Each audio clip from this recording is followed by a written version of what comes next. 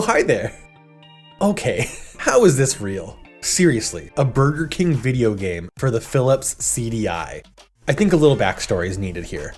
On November 17th, 2020, YouTuber Nick Robinson uploaded a video about his search for the lost McDonald's DS training video game, which has gone down as one of the most legendary videos in lost media history. One of the aspects that makes Nick's search for the lost game so enthralling is how novel the concept is. In 2010, the Japanese division of McDonald's internally released a training video game for their employees on the Nintendo DS. Companies have taken unconventional steps to train their employees in the past, corny videos or maybe a song, but surely a console video game is a first. No other major company has tried that, right?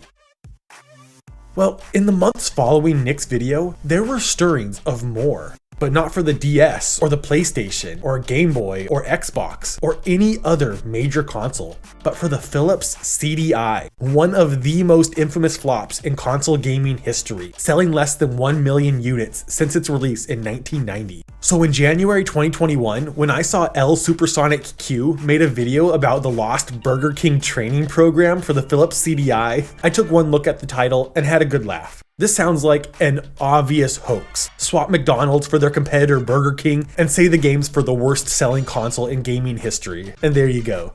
But at this point, I don't know why I ever doubt L Supersonic Q, because sure enough, going off a single comment on a video by Frame Raider, L was able to prove the existence of the lost Burger King training program for the Philips CDI, uncovering articles written about the program in the Orlando Business Journal and the Irish Times from 1996 and 97 respectively. But L was ultimately unable to find the lost game.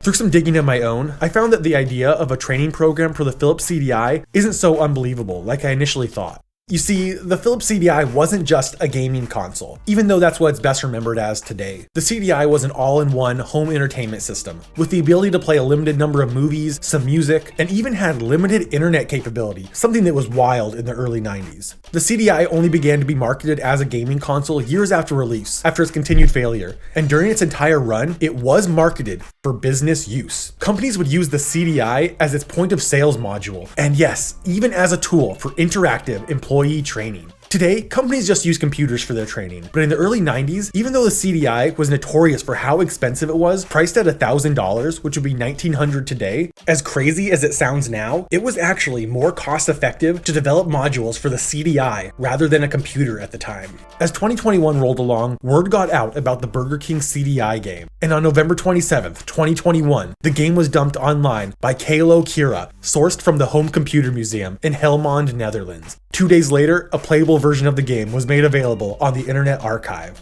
And it's just about what you'd expect. Burger King training videos with interactive quizzes that give you instant feedback. The visuals were corny, the voiceover overly enthusiastic, and the introduction by the co-founder is awkward and half-hearted. All the staples of corporate training. But as I got to the end of the training program, I had a sinking feeling. Something was off.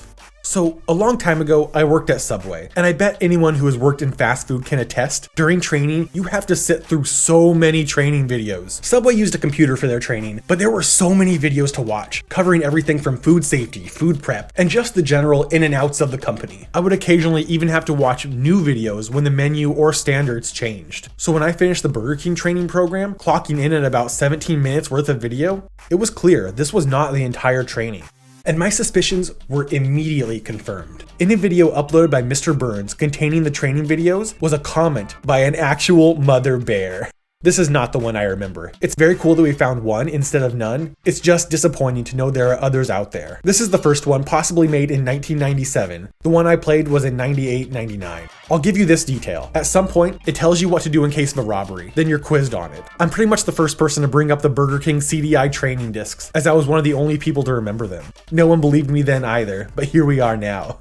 Through some digging, I found a post on the site Interactive Dreams, a CDI blog site, that I believe is where Mother Bear first talked about the lost BK CDI program, titled, "There are still hundreds of missing CDI discs out there, used for very specific applications, like these Burger King CDI training discs." It's nowhere near as fun and silly and exciting as those training videos you usually see pop up on YouTube. It's an extremely boring FMV disc where you choose multiple choice answers. It's mostly video with bland voiceover, no cheesy music, no rap portions. It really sets you up for the kind of boring ass job that Burger King is. The only part I'd say is interesting is the part where they teach you what to do in case of a robbery. Even though I assume this was the most cost-effective at the time way to teach employees, the CDI system was there around 98 to 2000, which is when I was an employee. I was actually interested in the CDI system and jokingly asked if I could play games on it. The CDI system at my Burger King location was one of those basic units that looked like a VCR instead of the more console-like ones out there. There's dozens of different CDI systems out there though.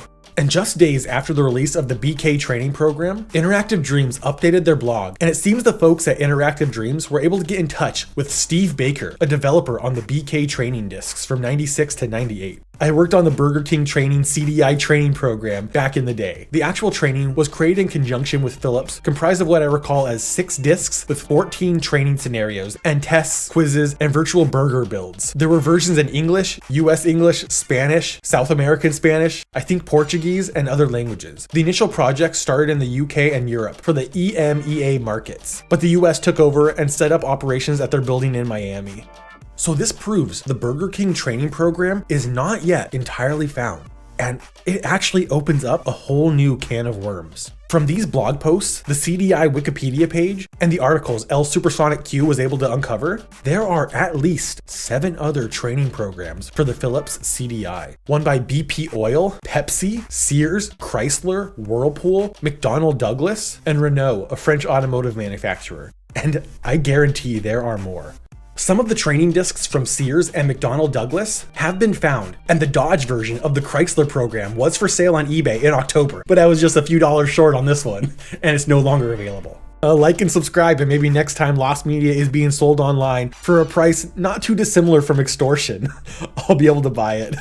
The CDI training programs for BP, Pepsi, Whirlpool, and Renault are nowhere to be found. And just like L Supersonic's video, I initially wrote off the title of the blog post. There are still hundreds of missing CDI discs out there, but after some research, I really think this is true. And because these discs never saw a commercial release, we may never know how many were made unless someone like an old Philips employee comes forward. Because we are dealing with a mystery far bigger than I could have imagined.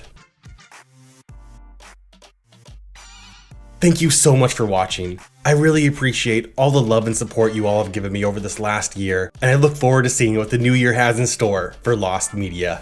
This is Mike with All Things Lost. See you soon.